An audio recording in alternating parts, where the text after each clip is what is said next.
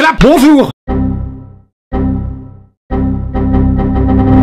Bonjour à toutes et à tous. Aujourd'hui, je vous retrouve pour une vidéo que j'avais prévue et que je vous avais promis il y a de ça un mois, et ce n'est ni plus ni moins qu'un nouveau FAV. Alors si vous êtes nouveau sur la chaîne ou que vous n'avez pas vu l'une des 3 précédentes vidéos dans ce format-là, je réexplique brièvement le contexte qui est très simple. Vous présentez un film, qu'il soit petit, indépendant ou bien qu'il n'ait tout simplement pas marché au cinéma, afin de le mettre en valeur et de le faire découvrir par un plus grand nombre possible de gens, notamment vous, car pour moi, il le mérite. Ce genre de film, à côté duquel on risque de passer toute sa vie, qui restent méconnus et qui sont pourtant parfois meilleurs que les blockbusters actuels. En bref, des pépites qui méritent de faire partie de votre culture cinématographique. Après vous avoir présenté The Voices dans le dernier épisode, aujourd'hui on va retourner bien moins loin dans le passé puisqu'il s'agit de The Vanishing ou Keepers, sorti l'an dernier. Sorti en 2019 et complètement passé inaperçu à côté d'un autre film qui pourtant lui, je suis sûr qu'il vous dit quelque chose, The Lighthouse de Robert Eggers.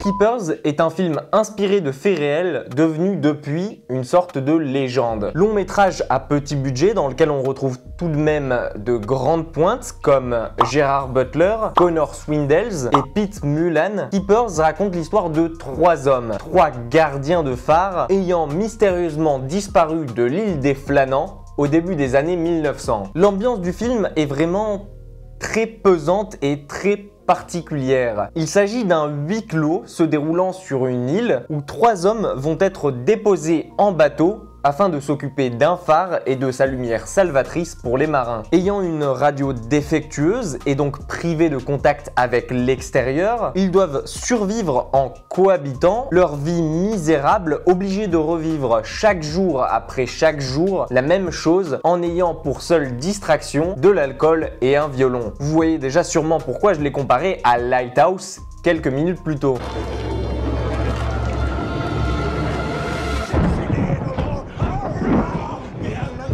Mais un jour, alors que nos 3 hommes font le tour de l'île, ils aperçoivent en contrebas et pris dans les rochers un minuscule canoë, à côté duquel gît un homme qui semble mort, ainsi qu'un coffre en bois. Descendant alors pour vérifier, ils décident de remonter le précieux trésor que cet homme transportait. Mais notre homme était en fait simplement assoupi et d'un coup de pagaie essaie de tuer l'un des 3 gardiens qui, chanceux, réussit à atteindre une pierre et l'abat lourdement d'un coup sec sur la tempe de cet homme. L'homme tombe alors mort pour de bon et nos 3 gardiens récupèrent un coffre qu'ils ne savent pas encore rempli d'or. Tout semble alors s'arranger pour nos hommes qui se croient brièvement riches, n'ayant en soi rien à se reprocher de mal si ce n'est l'usage de la légitime défense. Mais ils sous-estiment la folie de la richesse qui les guette, la solitude qui se fait de plus en plus présente et la rivalité qui va s'instaurer peu à peu à cause de cet or, ainsi d'ailleurs que la provenance de cet or qui pourrait leur attirer des tas d'ennuis. Plus on avance dans le film et plus on a l'envie irrésistible de le comparer au chef-d'œuvre de Robert Eggers. Et pourtant, c'est assez drôle de voir que ces 2 films sont sortis la même année, que leurs réalisateurs ne se sont visiblement pas concertés avant de le sortir, voire que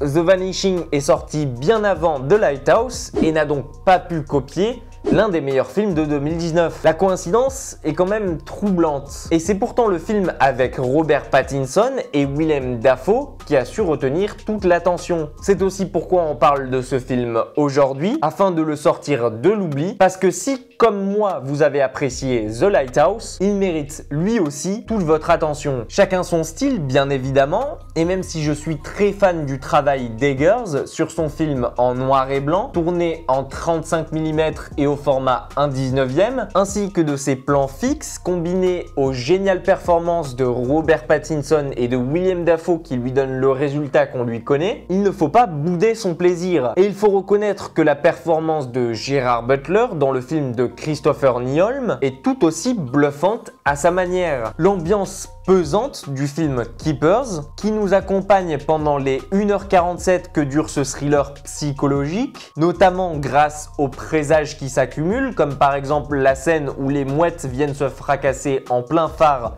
pendant la nuit, la musique particulièrement réussie qui accompagne nos hommes dans chacune de leurs actions, ou bien même la descente en pleine démence que suivent nos personnages, rendent ce film et son ambiance unique à mon goût.